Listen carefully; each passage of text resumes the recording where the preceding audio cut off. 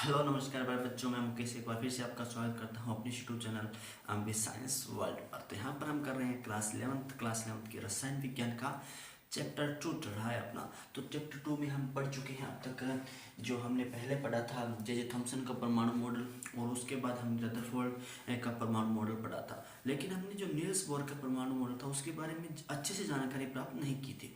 क्यों नहीं की थी उसका भी एक पीछे कारण था, क्योंकि हम अगर वहीं पे जैसे जो हमारा रदरफोर्ड और बोर का परमाणु मॉडल थे उनके बीच में क्या था, एक बहुत बड़ा अंतर है। तो उसके बीच में बहुत सी अवधारणाएं आई, तो उन अवधारणाओं को समझना भी क्या था, आवश्यक था।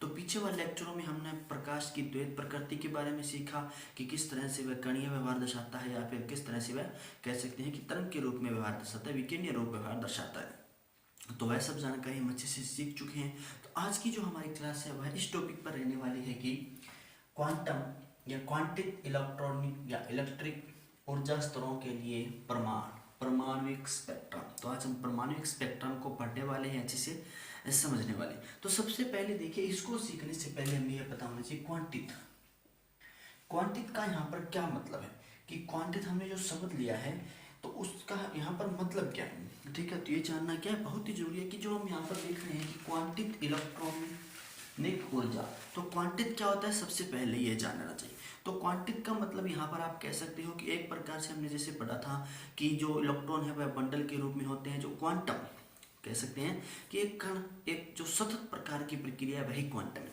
जैसे आप कहेंगे, जैसे उदाहरण के रूप में मैं आपको समझाने के लिए कह सकता हूँ कि आप बाजार जाते हैं तो अपने बाजार में देखते हैं, जैसे आप वहाँ पे आटा लेने गए तो आप आटे के क्या कह सकते हैं, आप कह सकते हैं 100 ग्राम आटा दे दीजिए, 250 ग्राम दे दीजिए, 300 ग्राम दे दीजिए, 350 ग्राम दे दीजिए, किसी भी संख्या मांग सकते हैं। लेकिन अगर वहीं आप जाते हैं कूलर खरीदने के लिए तो आप ये तो नहीं कहेंगे मुझे 1 कूलर दे दीजिए, ये कहेंगे 1.5 कूलर दे दीजिए, 1.25 कूलर दे दीजिए, ये तो नहीं कहेंगे ना। तो इसी प्रकार से इस प्रकार की जो संख्याएं जो नियत चलती है, सतत रूप से चलती है, तो वही क्या है, हमारे कह सकते हैं कि क्वांटम है या क्वांटित है। अब हम बात करते हैं क्वांटित, हमें मुझे लगता है आपको अच्छे से पता चल गया। आप देखिए इलेक्ट्रॉनिक ऊर्जा, तो इलेक्ट्रॉनिक ऊर्जा क्या होती है।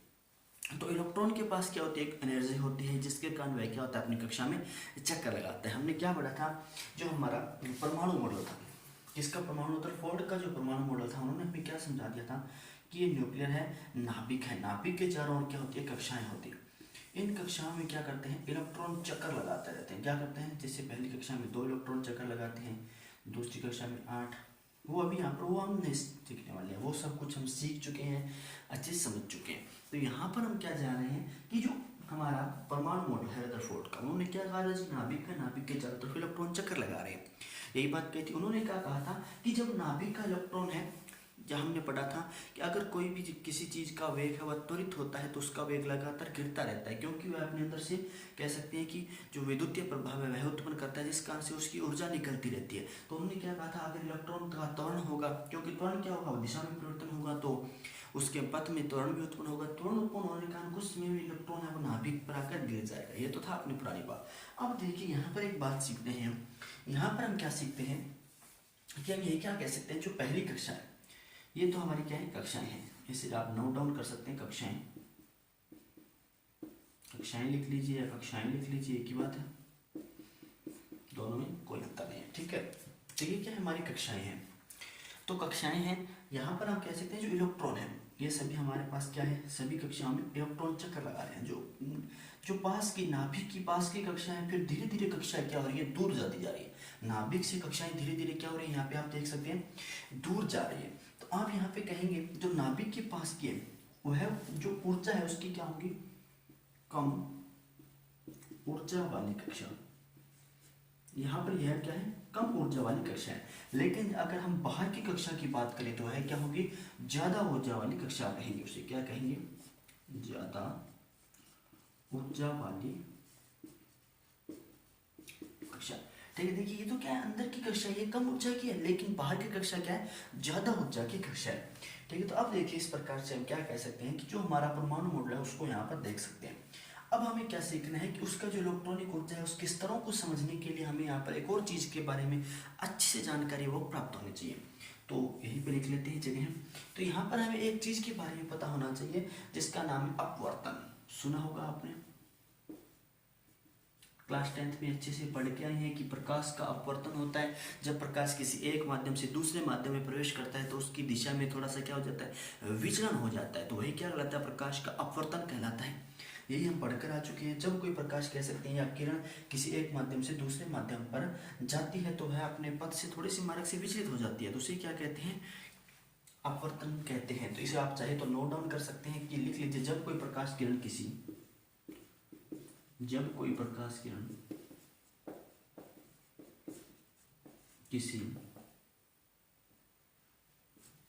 एक माध्यम से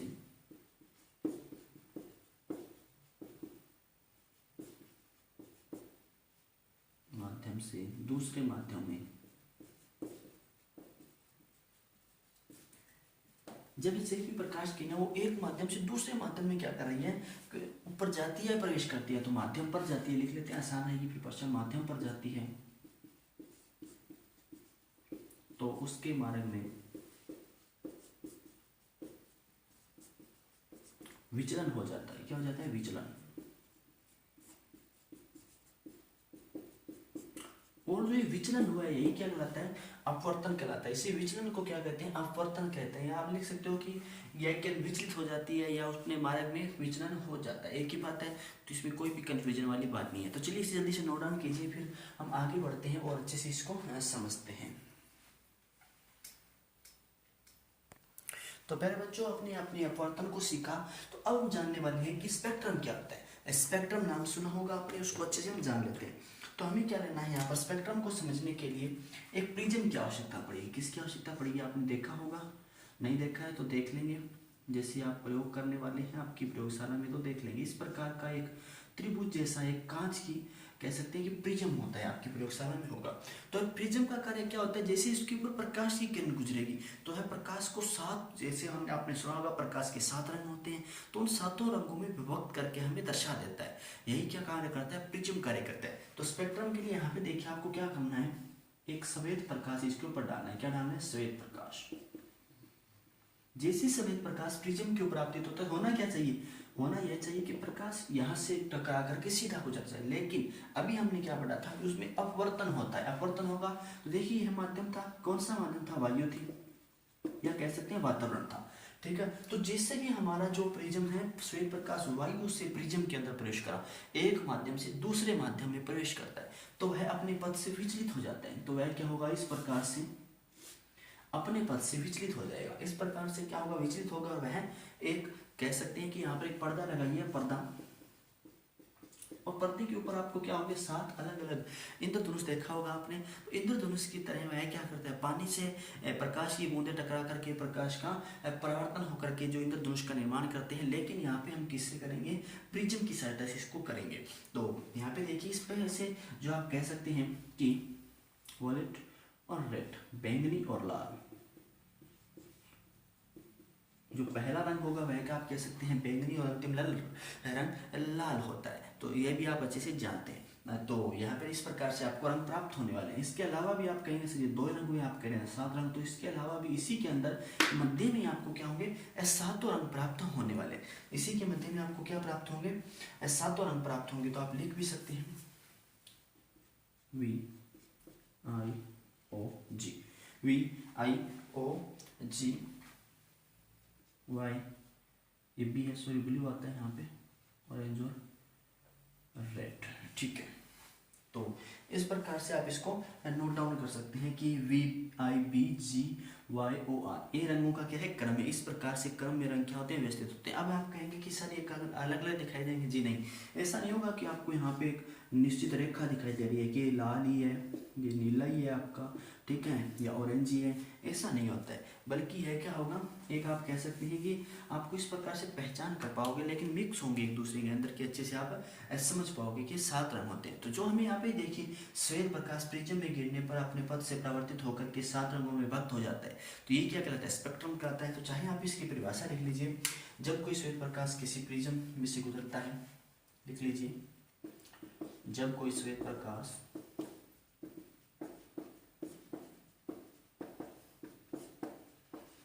किसी प्रिज्म में से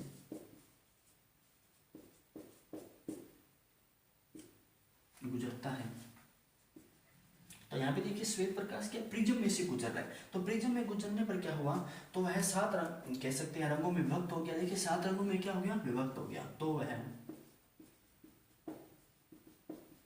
7 रंगों में विभक्त हो जाता है, या हो क्या कुछ भी लिख सकते हैं आप, तो आप लिख लीजिए हो जाता है, क्योंकि हमें क्या बनाना है, परिभाषा बनानी है। जब कोई श्वेत प्रकाश किसी प्रिज्म से गुजरता है तो वह 7 रंगों में विभक्त हो जाता है। तो 7 रंगों में विभक्त होने के इसी जो घटना है, इसी को क्या कहते हैं, स्पेक्ट्रम जो हमें यहाँ पर प्राप्त हो रहा है। तो आप आगे लिख लीजिए विभक्त हो जाता है। 7 रंगों की इन ये पट्टियां हमें प्राप्त हो रही है, तो लिख लीजिए 7 रंगों की इन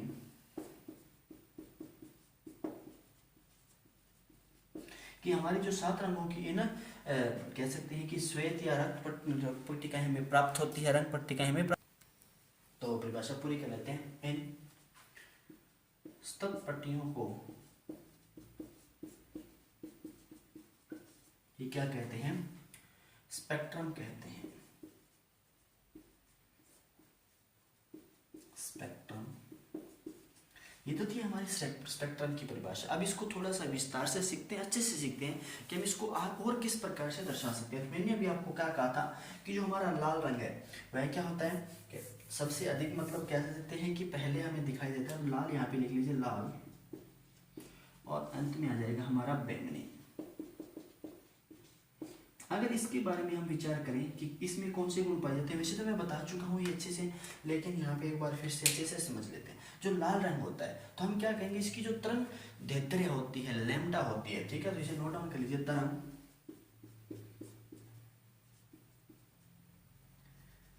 दैर्ध्य या तरंग दैर्ध्य भी आप लिख सकते हैं, ठीक है। जो इसकी तरंग दैर्ध्य होती है, जो लैम्डा होती है, वह क्या होती है, जैसे यहाँ पे मैं सीधा लैम्डा से दर्शा देता हूँ। लैम्डा क्या होता है, इसका कम होता है, लैम्डा कम होता है। कितना कम होता है, इसका जो लैम्डा का मान होता है, तरंग दैर्ध्य का मान होता है, वह होता है 750 mm या नैनोमीटर। ये वैसे मैं पढ़ा चुका हूँ इससे पहले, जब हमने पढ़ा था कि श्वेत प्रकाशों के जो स्पेक्ट्रमों को हमने पढ़ा था, दृश्य प्रकाश के अंदर हमने इसको अच्छे से सीखा था। लेकिन यहाँ पर एक बार फिर से देख लेते हैं इसका स्पेक्ट्रम क्या होगा। लैम्डा की बात करें तरंग दैर्ध्य की, तो वह होता है लगभग 400 नैनोमीटर। तरंग दैर्ध्य हो गया। तरंग दैर्ध्य के बाद हम बात कर लेते हैं आवर्ती की। किसकी बात करते हैं, आवर्ती सी। तो आवर्ती सी को हम तो कह सकते हैं कि इसकी आवर्ती कम होती है। किस रंग की, लाल रंग की आवर्ती बैंगनी रंग से कम होती है, तो इसकी आवर्ती कम होती है। तो यहाँ पर हम क्या कह सकते हैं, इसकी आवर्ती होती है लगभग 4 × 10⁻14 हर्ट्ज, ठीक है। लेकिन अगर हम बात करें किसकी, बैंगनी रंग की आवर्ती की, किसकी बात करें, बैंगनी रंग की आवर्ती की, तो बैंगनी रंग की जो आवर्ती होगी वह लाल रंग की आवर्ती से क्या होगी, ज्यादा होगी। तो यहाँ पे लिख लेते हैं 7.05 × 10⁻14 हर्ट्ज। तो यहाँ पे देखिए कितना 4 है, यहाँ पे 7.50 है, ठीक है। तो यहाँ पे इसकी आवर्ती में क्या हो रहा है, परिवर्तन हो रहा है। तो इसे इस प्रकार से हम कह सकते हैं। तो ये तो थी बातें जो हमें पता थी, लेकिन इसके अलावा भी एक और बात हम यहाँ पे देख सकते हैं। देखिए यहाँ पे प्रकाश क्या है, जो लाल रंग का प्रकाश है उसका अपवर्तन देखिए क्या हो रहा है, इतना ही हो रहा है। लेकिन बैंगनी रंग के प्रकाश का अपवर्तन देखिए क्या हो रहा है, अधिक होता है। तो इस बात को भी आप नोट डाउन कर सकते हैं कि इसका जो अपवर्तन होता है वो क्या होगा, कम होगा, अपवर्तन कम। लेकिन जो बैंगनी रंग है उसका अपवर्तन देखिए लाल रंग से क्या होता है, ज्यादा। तो लिख लीजिए अपवर्तन क्या होता है, ज्यादा होता है। तो ये तो था हमारा स्पेक्ट्रम के बारे में, हमने यहाँ पे विस्तार से सीखा, अच्छे से सीखा। जल्दी से स्पेक्ट्रम को नोट कीजिए, फिर आगे बढ़ते हैं और हमारे अगले टॉपिक को कंटिन्यू करते हैं। स्क्रीनशॉट लेना चाहे स्क्रीनशॉट ले लीजिए, लिखना चाहते हैं तो नोट स्किप करके लिख सकते हैं। तो अभी हमने स्पेक्ट्रम के बारे में पढ़ा। स्पेक्ट्रम में हमने पढ़ा कि जैसे प्रिज्म से क्या गुजारते हैं, आप श्वेत प्रकाश को गुजारेंगे तो 7 अलग अलग रंगों में हमें प्राप्त होते हैं, वह सतत होते हैं। वहां पर मैंने लिखाना भूल गया था कि आप वहां पे नोट डाउन कर सकते हैं, लाइन को लिख लीजिए कि प्राप्त होने वाला स्पेक्ट्रम हमें सतत स्पेक्ट्रम प्राप्त होता है। जैसे आपको कंफ्यूजन ना हो, सतत और असतत स्पेक्ट्रम में अच्छे समझ में आए। तो हमारा आगे का टॉपिक है वह है उत्सर्जन व अवशोषण स्पेक्ट्रम। तो यहाँ पर उत्सर्जन स्पेक्ट्रम क्या होता है, अवशोषण स्पेक्ट्रम क्या होता है, नाम बड़े अजीब से लग रहे होंगे कि क्या है उत्सर्जन स्पेक्ट्रम, अवशोषण स्पेक्ट्रम सर। तो चलिए इसके बारे में भी जानकारी प्राप्त कर लेते हैं। तो सबसे पहले हम देखेंगे अवशोषण स्पेक्ट्रम को, क्योंकि अब आप कहेंगे सर अवशोषण स्पेक्ट्रम को पहले क्यों देख रहे हैं, क्योंकि हमें अवशोषण स्पेक्ट्रम की सहायता के बिना उत्सर्जन स्पेक्ट्रम वो अच्छे से समझ में नहीं आने वाला है। तो चलिए देखते हैं अवशोषण स्पेक्ट्रम। तो हमें क्या लेना है, सबसे पहले एक स्रोत लेना है, वह स्रोत है किसका कार्य करेगा, हमें प्रकाश देगा, प्रकाश देगा मतलब श्वेत प्रकाश देगा। अब जब हम इस श्वेत प्रकाश को एक गैस लेनी है, हमें पारदर्शी पात्र में ले लीजिए, या कहीं भी आपको एक गैस लेनी है, ठीक है, आप कह सकते हैं कि गैस का स्रोत लेना है, इसमें कोई भी आप गैस भर सकते हैं, हाइड्रोजन गैस भर सकते हैं। हाइड्रोजन गैस मैंने क्यों कहा, क्योंकि अभी जो हमारा आगे का टॉपिक है वही इसी के ऊपर है कि हाइड्रोजन के स्पेक्ट्रम हम प्राप्त करने वाले हैं, तो वो अच्छे से समझने के लिए यहाँ पे हाइड्रोजन गैस को आप ले लेते हैं। इसमें जैसे हाइड्रोजन गैस से जैसे आप गैस को प्रकाश को गुजारेंगे, प्रकाश को गुजारने के बाद आप प्रिज्म के इसको आपतित करवाते हैं, प्रिज्म पर जैसे ही यह प्रकाश आपतित होता है, तो प्रिज्म पर आपतित होने के बाद यह प्रकाश क्या करता है, यह प्रकाश जैसे ही बाहर निकलेगा तो वह हमें पता है क्या होता है। अब हमें इसके जो स्पेक्ट्रम है वह 7 स्पेक्ट्रम के रूप में प्राप्त नहीं होने वाला है। क्यों नहीं होने वाला है वो भी मैं समझाऊंगा आपको। तो हमें पर्दे पर कुछ इस प्रकार का स्पेक्ट्रम प्राप्त होता है, जो हमें एक कह सकते हैं कि एक बिल्कुल भी ब्लैक कह सकते हैं कि ब्लैक स्पेक्ट्रम प्राप्त होता है, ब्लैक कह सकते हैं कि प्राप्त हो जाएगा। उसके ऊपर हमें इस प्रकार की ब्लैक पट्टियां प्राप्त हो जाती है पर्दे के ऊपर, ठीक है। तो ब्लैक पट्टियां हमें पर्दे के ऊपर यहाँ पर प्राप्त हो जाती है। तो ये ब्लैक पट्टियां प्राप्त क्यों होती है वह भी हम सीखेंगे। सबसे पहले यह सीख लीजिए कौन सा स्पेक्ट्रम है, अवशोषण। ये कौन सा स्पेक्ट्रम है, यह स्पेक्ट्रम हमारा अवशोषण स्पेक्ट्रम है, ठीक है। तो ये भी आपने देख लिया अच्छे से कि स्पेक्ट्रम कौन सा है, हमारा अवशोषण स्पेक्ट्रम है। तो यहाँ पे अवशोषण स्पेक्ट्रम क्यों है, देखिए क्या होता है, जब यहाँ से प्रकाश स्रोत से प्रकाश को गुजारा जाता है, ये क्या है हमारा श्वेत प्रकाश है, क्या है श्वेत प्रकाश। जैसे श्वेत प्रकाश को यहाँ से गुजारा गया, गैस हाइड्रोजन गैस यहाँ पर भरी गई है, तो गैस के अणु क्या करेंगे, जो प्रकाश है उससे जो उसके प्रकाश के पुंज है, जो विभिन्न प्रकार के प्रकाश है उनको सोख लेंगे, उनसे प्रकाश को क्या करेंगे, सोख लेंगे। यहाँ पे देखिए इसको समझने के लिए यहाँ पे हम क्या बना लेते हैं, हमारा परमाणु मॉडल बना लेते हैं, इससे आपको अच्छी समझ में आएगा। न्यूट्रॉन, तो पहले यहाँ पे देखिए हाइड्रोजन है, तो हाइड्रोजन के पास क्या होता है, एक इलेक्ट्रॉन होता है, तो इलेक्ट्रॉन है एक, तो ठीक है। जैसे इसके ऊपर प्रकाश गिरा तो ये इसके ऊपर फोटोन आ जाएगा, क्या करेगा, फोटोन आएगा, फोटोन आएगा तो ये आवेशित होकर के इलेक्ट्रॉन क्या करेगा, उछलने लगेगा, बाहर निकलने लगेगा, उछलने लगेगा मतलब प्रकाश के जो कुछ कह सकते हैं यहाँ पर आवेश को अपने अंदर ग्रहण कर लेगा, कुछ आवेश को अपने के अंदर ग्रहण करेगा, ठीक है, मतलब आवेश को सोख लेगा। आवेश को सोखा है तो इसका नाम क्या हो गया, अवशोषण हो गया। आवेश को सोखा है तो इसका नाम हम क्या ले सकते हैं, अवशोषण ले सकते हैं। अब जिसके ऊपर फोटोन प्राप्त हुए, फोटोन गिरने क्या इलेक्ट्रॉन को मुक्त करना चाहेगा, मुक्त करेगा तो इलेक्ट्रॉन मुक्त होकर के बाहरी कक्षा में चली जाएगी। बाहरी कक्षा हमने पढ़ी थी, जो बाहर की कक्षा होती है वो क्या होती है, बाहरी कक्षा अधिक ऊर्जावान होती है, ये भी हमने जाना था। जो बाहर की कक्षा होती है वह क्या होती है, उसकी ऊर्जा है वह अधिक होती है, यह हम पढ़ चुके हैं, ठीक है। तो यह बाहर की कक्षा में जाएगा अधिक ऊर्जा में, तो यह क्या हो गया, आवेशित हो गया, तो यह क्या करेगा, उछलने लग जाएगा, तो ये क्या हो गया, हमारा अवशोषित स्पेक्ट्रम हो गया। लेकिन जैसे ही वह कुछ समय वहां पर रहा इलेक्ट्रॉन, फिर क्या यार मेरे को जच नहीं रहा ये काम, चलो अपने घर पे वापस चलते हैं। जैसे ही यहाँ पे अपने घर पे वापस आएगा, पहले कोष में वापस आएगा, तो इसका आवेश क्या हो जाएगा, वापस से वही हो जाएगा, और जो उसने आवेश अवशोषित किया था वह वापस उत्सर्जित कर देगा। आवेश को अवशोषित किया था उसे क्या कर देगा, वापस उत्सर्जित कर देगा, वापस निकाल देगा वहां से। जैसे ही वापस निकालेगा तो हम क्या बनाएंगे, यहाँ पे हमें ये लेना है, स्रोत ले लीजिए, ठीक है। तो अब हमें जो यहाँ पे जो गैस ली है वह कौन सी गैस है, जो हमने आवेशित कर दी थी, इलेक्ट्रॉनों को हमने क्या किया था, आवेशित कर दिया था। जैसे उसके ऊपर प्रकाश गिरा, पहले तो आवेशित नहीं था, लेकिन अब यहाँ पे जो हम थोड़ी देर उस प्रक्रिया को दोहराते रहते हैं, थोड़ी देर क्या करते हैं, कंटिन्यू करते हैं, तो यहाँ पर हम जो गैस लेंगे कौन सी, आवेशित गैस है, लिख सकते हैं आवेशित गैस लेते हैं यहाँ पर हम, आवेशित गैस, ठीक है। तो आवेशित गैस को लिया, आवेशित गैस से जैसे ही प्रकाश गुजरा, आपकी बात जैसे हमने इसको प्रिज्म के ऊपर क्या किया, आपतित करो, यहाँ पर प्रिज्म के ऊपर इसको गिराया, जैसे हम इसको प्रिज्म के ऊपर गिराते हैं तो हमें कुछ इस प्रकार का जो स्पेक्ट्रम है वह प्राप्त होता है।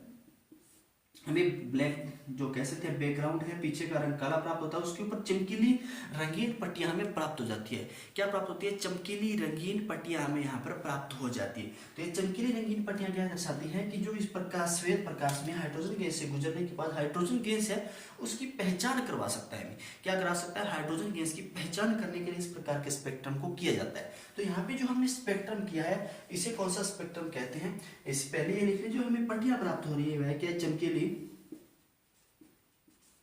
रंगीन, जो हमें यहाँ पट्टियां प्राप्त हो रही है चमकीली रंगीन पट्टियां हो रही है। जो स्पेक्ट्रम है वह कौन सा है, उत्सर्जन स्पेक्ट्रम है। कौन सा है, उत्सर्जन स्पेक्ट्रम, ठीक है।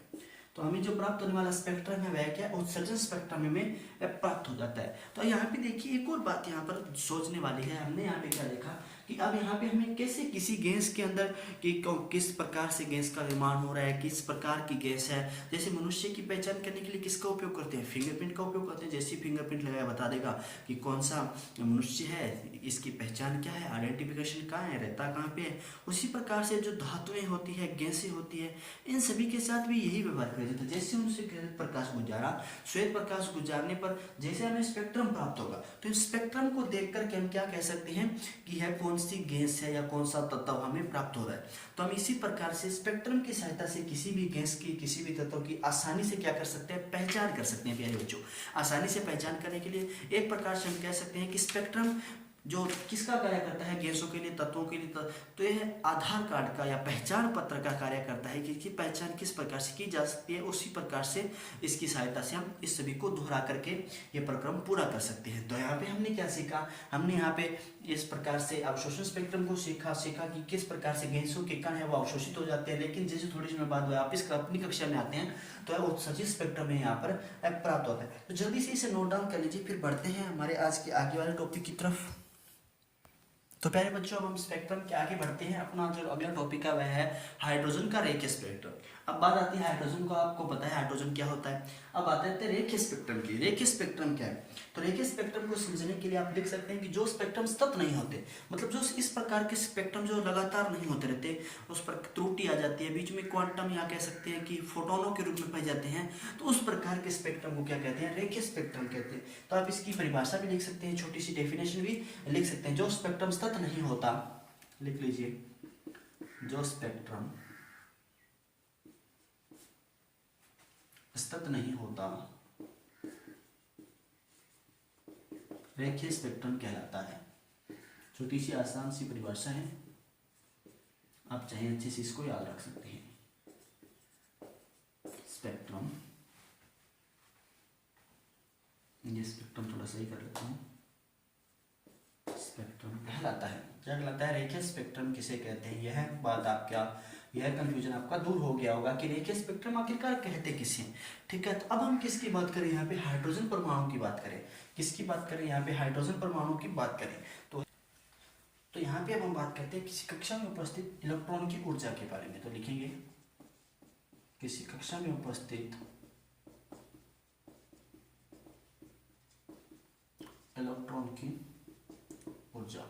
तो किसी कक्षा में उपस्थित इलेक्ट्रॉन की ऊर्जा आपको ज्ञात करनी हो तो आप यहाँ पर क्या लिख सकते हैं, इसे डेल ई द्वारा दर्शा सकते हैं। डेल ई क्या है, यहाँ पे आप ये देखिए कि आप यहाँ पे लिख सकते हैं 2π², ठीक है, z² E4 m/h²। ये फॉर्मूला आपको याद होना चाहिए, इसको अच्छे से याद कर लीजिए। यहाँ पे हम बताने वाले हैं कि किसको किसके द्वारा दर्शाया गया है। तो इसको आप लिख सकते हैं 2π² z² E⁴ m/h²। इसके साथ हम लिखते हैं गुना 1/n²। तो n का यहाँ पे क्या मतलब है कि n की जगह हम क्या लगाएंगे, कक्षा को लगाने वाले हैं कि कौन सी कक्षा में है। ठीक है, तो यहाँ पे देखिए, यहाँ पर अगर हम देखें तो हम यहाँ पे क्या कह सकते हैं, देखिए जो एनर्जी है यह कौन सी है, डेल ई n1 से del E n2। Del E n1 से डेल ई n2 में क्या हो रहा है, ऊर्जा है वह स्थानांतरित हो रही है, इलेक्ट्रॉन आवेशित होता है और वह फोटोन के कारण वहां पर जा रहा है। ठीक है, तो फोटोन के कारण जब वह वहां पर जाता है तो आप यहाँ पे क्या देख सकते हैं कि ई n1 से ई n2 की तरफ जा रहा है। तो अगर हम क्या करें, ई n2 से ई n1 को दर्शा दें तो हमें क्या डेल ई प्राप्त हो जाएगी, कुल ऊर्जा प्राप्त हो जाएगी, कह सकते हैं हो जाएगी ना। तो यहाँ पे हम क्या लिख सकते हैं, यहाँ पे हम लिख सकते हैं डेल ई बराबर डेल ई n1 n2 लिख लीजिए माइनस डेल ई n1। ठीक, कोई दिक्कत नहीं। अब यहाँ पे अगर हम बात करें कि ये कौन ई क्या है, n क्या है, m क्या है, तो इसके बारे में हम बात कर लेते हैं। तो 2π² में दिक्कत नहीं है, डेली में आपको कोई दिक्कत नहीं है। जेड से बात करें, जेड से हम दर्शाते हैं परमाणु क्रमांक को। किसी भी गैस के बारे में, किसी तत्व के बारे में हमें स्पेक्ट्रम प्राप्त करना हो तो जेड की जगह हम क्या लगा देंगे, उसका परमाणु क्रमांक लगा देंगे ई से मतलब है जो इलेक्ट्रॉन है उसका जो आवेश होता है 1.6 न्यूटन/19 कूलम -19 कूलम होता है। तो उसको यहाँ पर किसके द्वारा दर्शाया गया है, ई के द्वारा दर्शाया गया। अब हम 1m की बात करें, यहाँ पे देखिए m दिए गए, तो m की बात करें तो यहाँ पे हम इलेक्ट्रॉन का द्रव्यमान है, इलेक्ट्रॉन का द्रव्यमान आपको पता है 9.1 × 10⁻, क्या होता है -31 kg। ठीक है, कोई दिक्कत नहीं है। उसके बाद अगर हम बात करें यहाँ पे एच की, तो एच प्लांक नियतांक होता है, आपको अच्छे से पता है, 6.626 इंटू 10⁻⁻34 जूल पर सेकेंड, ये होता है शायद मेरे हिसाब से जहाँ तक याद आ रहा है। तो 6.626 इंटू -34 जूल पर सेकेंड, ठीक है, जूल सेकेंड भी आप लिख सकते हैं। ये सभी क्या मान एन, यहाँ पे कक्षा का कौन सी कक्षा में कौन सी कक्षा की स्क्वायर करनी है हमें, ठीक है, कोई दिक्कत नहीं आती। अब हम इसको सोल्व करते हैं, इसके अंदर इसके मान को पुट कर देते हैं, हमें डेली प्राप्त कर जाएगा, ठीक है। तो डेली प्राप्त करने के लिए आप यहाँ पे लिख सकते हैं डेली बराबर डेल ई एन टू का मान रखते हैं। तो यहाँ पे देखिए N2 रख लेते हैं पहले, तो डेल ई एन का मान रख लेते हैं, डेली का मान रखिए फिर पहले 2π² Z² E4M, एक का कोई दिक्कत नहीं है, H का H²। अगर हम किसकी बात करें, N2 की बात करें, तो यहाँ पे क्या आ जाएगा, N2 की होल स्क्वायर माइनस, यहाँ पे आप माइनस लगा लीजिए, ये है थोड़ा आवश्यक है, माइनस और माइनस क्या हो गया, प्लस हो गए, कोई दिक्कत नहीं, यहाँ तक माइनस और माइनस मिलकर क्या हो गए, प्लस हो जाते हैं। फिर से मान पुट कर देते हैं, 2π² Z² E4M अपॉन YH² का स्क्वायर, अब N1², ठीक है, N1 और N2। अब यहाँ पे क्या कह सकते हैं, जो समान है उन्हें कॉमन ले लीजिए, 2π² Z² बाद में लिखेंगे, इसका कारण भी आपको बताने वाला हूँ, E4M अपॉन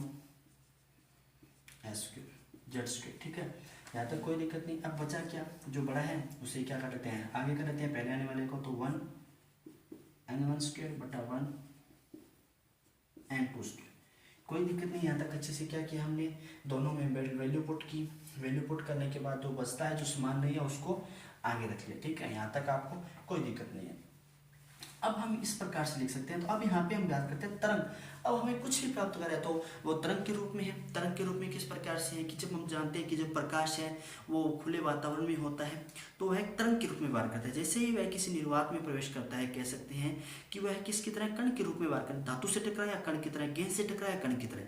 लेकिन जहाँ पे गेंद से नहीं है तो वह किसकी तरह व्यवहार करेगा, वहाँ पे तरंग के रूप में वार करता है, ठीक है। तो यहाँ पे हम देखेंगे, अब तरंग की संख्या हमें पता होनी चाहिए। तरंग संख्या, तरंग संख्या आप जानते हैं जो हमारा तरंग दैर्ध्य है उसके व्युत्क्रमानुपाती होती है। तो तरंग संख्या को हम किस प्रकार से दर्शा सकते हैं, μ0 से बराबर 1/λ, ठीक है, कोई दिक्कत नहीं, यहाँ तक इसको आप इसे लिख सकते हैं। अब हम इसको क्या कह सकते हैं, हम कह सकते हैं कि एनर्जी डेल ई, ये एनर्जी है, डेल ई है, तो ई बराबर क्या होता है, ई बराबर होता है μλ, कोई दिक्कत नहीं। ए बराबर क्या होता है, μλ होता है। तो μλ की जगह हम क्या लिख सकते हैं, हम लिख सकते हैं इसको, म्यू का मान है वो हमें यहाँ पर पुट कर देते हैं। म्यू का मान पुट किया तो क्या है हमारे पास, हम यहाँ पे लिख सकते हैं म्यू लेमडा है हमारे पास, म्यू नॉट लेमडा नहीं है। तो ई बराबर क्या लिखेंगे, हम यहाँ पे लिख देंगे एच सी, प्रकाश की चाल होता है सी अपॉन लेमडा, ठीक है, यहाँ तक कोई दिक्कत नहीं। अब इस जो इसकी वैल्यू है 1/λ, इसके अंदर इसको समझते हैं इसके साथ रख करके। जैसे हम क्या लिख सकते हैं 1/λ, कोई दिक्कत नहीं है, 1/λ यहाँ से हमने लिया है कि जो तरंग दैर्ध्य होती है v0 बराबर 1/λ होता है, ठीक है। तो 1/λ बराबर डेल ई अपॉन क्या कह सकते हैं H C, del E upon H C, कोई दिक्कत नहीं है। बराबर में आप क्या लिख सकते हो, जो हमने यहाँ पे मान निकाला है उसको यहाँ पे क्या कर देते हैं, पुट कर देते हैं। तो लिख देते हैं यहाँ पे क्या था 2π² E4, ठीक है, m upon h² Z² 1 N1² upon 1 N2², कोई दिक्कत नहीं है। इसका वैल्यू को यहाँ पे हमने क्या कर दिया है, पुट कर दिया। जैसे हमने वैल्यू को पुट किया तो यहाँ पे हम क्या लिख सकते हैं μ0 अपॉन 1/λ, μ0 बराबर 1/λ, कोई दिक्कत नहीं। अब इसके अंदर वैल्यू को पुट कर देते हैं वापस वही 2π² E4 m upon h² Z² 1/N1² minus 1/N2², कोई दिक्कत नहीं। अब जो ये हमें मान दिया गया है, ये जो हमें यहाँ पर मान दिखाई दे रहा है, यह क्या होता है, एक नियतांक होता है, किसका, r बराबर क्या होता है 2π² E4 upon m upon h²। तो आपको पता चल गया होगा यहाँ पे मैंने z को अलग क्यों रखा है। इसकी जगह हम क्या लिख सकते हैं, जो हमारे एनसीईआरटी की बुक में मान है वो थोड़ा सा अलग दिया गया है, वैसे जो प्राइवेट पब्लिकेशन होती है उनकी बुक में मान थोड़ा सा अलग दिया गया है। जो प्राइवेट पब्लिकेशन होती है उनकी बुक में मान दिया गया है 1097, लेकिन जो हमारी एनसीईआरटी की बुक है उसके अंदर जो इसका मान होता है वह थोड़ा अलग दिया जाता है, ठीक है, 9677। ये हमारी एनसीईआरटी का होता है या प्राइवेट पब्लिकेशन का, तो हमें इसी को फॉलो करते हैं और आगे बढ़ते हैं। तो इसकी जगह हम क्या लिख सकते हैं, इस मान को पुट कर सकते हैं। तो क्या लिखेंगे, म्यू नॉट बराबर 1/λ बराबर, इस पुट वैल्यू को पुट कर देते हैं 109677, ठीक है। साथ में क्या है जेड स्क्वेयर 1/n1 की होल स्क्वेयर माइनस 1/n2 की होल स्क्वेयर, ठीक है। यहाँ तक कोई दिक्कत नहीं है, ये हम इसके अंदर पुट कर सकते हैं अच्छे से, ठीक है। तो अब देखिए हम आगे बढ़ते हैं, हम बात कर लेते हैं यहाँ पे थोड़ा सा कॉलम बना करके, फिर क्योंकि जो हमें इसकी आवश्यकता आगे पढ़ने वाली है तो साइड में लिखेंगे, इसको हम रफ कर देंगे, कोई दिक्कत नहीं है। हाइड्रोजन के लिए अब हमें क्या पढ़ना है आगे, हाइड्रोजन गैस के लिए पढ़ना है, तो हाइड्रोजन का स्पेक्ट्रम सीखना है। तो हाइड्रोजन के लिए जड़ बराबर क्या होता है, 1 होता है, तो इसके अंदर जड़ की वैल्यू पुट कर देते हैं, क्या आएगा 109677, जड़ से कोई फर्क नहीं पड़ा, 1/n1 की स्क्वायर 1/n2 की स्क्वायर, ठीक है। यहाँ पे कोई दिक्कत नहीं है। 109677 into 1/n1 square minus 1/n2 की स्क्वायर, ये जड़ के लिए हमने इसका मान निकालिए। तो ठीक है, जल्दी से इस डेरिवेशन को आप नोट कीजिए, फिर आगे बढ़ते हैं और हाइड्रोजन का जो स्पेक्ट्रम है उसको हम अच्छे से सीखते हैं। तो जल्दी से नोट कर लीजिए, चाहे तो आप इसका स्क्रीनशॉट ले सकते हैं, स्क्रीनशॉट नहीं लेना चाहते तो पॉज करके लिख लीजिए अच्छे से। इस डेरिवेशन को सीखना, गणितीय रूप को सीखना बहुत अधिक आवश्यक है। तो उम्मीद है आपको यहाँ तक अच्छे समझ में आ गया होगा जो हमने डेरिवेशन गणितीय रूप किया था। गणितीय रूप का हम हल हमारे पास क्या आता है कि 1/λ भी लिख लेते हैं, इसके कोई दिक्कत नहीं है, 1/λ बराबर, ठीक है। तो यहाँ पे हमारा जो आंसर है v बराबर, ये भी लिख सकते हैं कि v नोट बराबर 1/λ बराबर 109677, बैक में लिख सकते हैं 1/n1 की स्क्वायर माइनस 1/n2 की स्क्वायर, ठीक है। यहाँ तक कोई दिक्कत नहीं है। अब हम किसके लिए काम करें, यहाँ पे हाइड्रोजन के लिए देखते हैं। तो हम यहाँ पे क्या देखते हैं, स्पेक्ट्रम बनाने के लिए कक्षाओं को बना लेते हैं। हो सकता है थोड़ी सी लाइनिंग में दिक्कत आ जाए, ठीक है। इसमें कोई भी आपको क्या करना है, टेंशन नहीं लेनी ज़्यादा कि लाइन आप अच्छे से सीधी बना सकें स्केल की सहायता से। अब हम सबसे पहले इसके ऊपर प्रयोग किया गया था, सबसे पहले तो प्रयोग किया था बामर ने। बामर श्रेणी है, उन्होंने जो दृश्य प्रकाश होता है, जिस प्रकाश में मैं आपको देख पा रहा हूँ, आप मुझे, मैं तो आपको नहीं देख पा रहा लेकिन आप तो मुझे देख पा रहे हैं। जैसे हम किसी भी चीज़ को देख सकते हैं दुनिया में, तो है किसके कारण देख सकते हैं, दृश्य प्रकाश के कारण देख सकते हैं। वह हमने थोड़ी देर पहले हमने पढ़ लिया था कि जो बैंगनी है और लाल है, सबसे कम और सबसे अधिक, उनका तरंग दैर्ध्य पढ़ लिया था, आवर्तियाँ वगैरह सबसे अच्छे से हमने सीख लिया था, ठीक है। तो अब हम आगे बढ़ते हैं, अब हम बनाते हैं इसके स्पेक्ट्रम को। इसके स्पेक्ट्रम को हम देखते हैं किस प्रकार से हम देख सकते हैं। तो सबसे पहले हम बात करते हैं पाश्चन की। जो पाश्चन थे उनकी बात करते हैं, तो हम यहाँ पे क्या लिखेंगे, पाश्चन या लाइमन। पहले लाइमन की बात कर लेते हैं, अच्छे से समझ में आएगा, पाश्चन बाद में बात करेंगे, पहले लाइमन के बारे में पढ़ लेते हैं। लाइमन, अगर हम लाइमन श्रेणी की बात करें तो हम क्या कह सकते हैं, जो लाइमन थे उन्होंने जो प्रयोग किया था वो पराबैंगनी श्रेणी पर किया था, पराबैंगनी प्रकाश पे किया था। कि यहाँ पे आप नोट डाउन भी कर सकते हैं, क्या करेंगे, पराबैंगनी श्रेणी, पराबैंगनी श्रेणी, कोई दिक्कत नहीं है। उन्होंने क्या किया था, जो कक्षाएं हैं उनके नाम लिख लेते हैं, ये n1 है, n2, 3, 4, 5, 6, 7, 8, 9, 10, ऐसी बहुत सी कक्षाएं आगे चलती रही, ठीक है। तो उन्होंने क्या देखा, n1 से प्राप्त किए स्पेक्ट्रम, तो उनको इस प्रकार के स्पेक्ट्रम प्राप्त हो, अनंतर जा सकते हैं आगे, ठीक है। इसमें कोई भी ऐसी बात नहीं कि यहाँ ही रुक गए, बहुत आगे तक जा सकते हैं, ठीक है। उसके बाद हम बात करें जो सबसे पहले प्रयोग किया था हमारे बामर ने। अगर हम बामर श्रेणी की बात करें, जो उन्होंने किया था दृश्य प्रकाश में, किसमें किया था, उन्होंने अपना प्रयोग किसमें किया था, दृश्य प्रकाश की उपस्थिति में किया था। तो दृश्य प्रकाश की उपस्थिति में किया तो उन्होंने n2 से उनका जो स्पेक्ट्रम है वो प्राप्त होता है। ऐसे तो बहुत से वैज्ञानिक हैं जिन्होंने अपने स्पेक्ट्रम हाइड्रोजन के लिए दिए थे।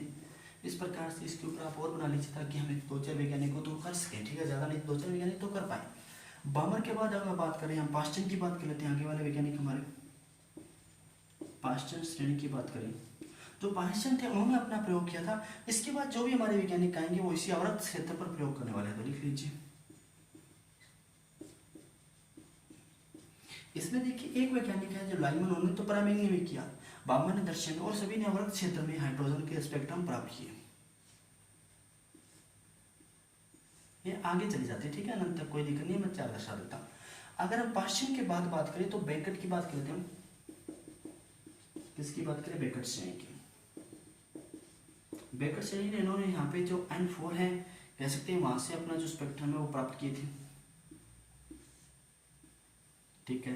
तो ये क्या बेकट है, इन्होंने भी किसमें किया था, अवरक्त क्षेत्र में किया था, किसमें किया था, अवरक्त क्षेत्र में किया था। बेकट के बाद अगर हम बात करें तो वुंड ने किया था एक और प्रयोग, एक और देख लेते हैं, वुंड क्षेत्र, वुंड श्रेणी की बात कर लेते हैं, इन्होंने भी किसमें किया था, अवरक्त श्रेणी में किया था। तो इनकी भी देख लेते हैं किस प्रकार से स्पेक्ट्रम वो प्राप्त होते हैं, ठीक है। तो अब हमने क्या देखा, इनके स्पेक्ट्रमों को देखा, अच्छे समझा कि इस प्रकार से लाइमन ने किया, बामर ने, पाश्चर ने, बेकट ने, वुंड ने इन सभी श्रेणियों पर किस प्रकार से प्रयोग किया और अपने निष्कर्ष दिए। तो अब इसके अंदर हम क्या करें, इनके निष्कर्षों को नोट डाउन करते हैं। तो निष्कर्षों को हम इस प्रकार से दर्शा सकते हैं, देखिए लाइमन के लिए देखते हैं, 1/λ बराबर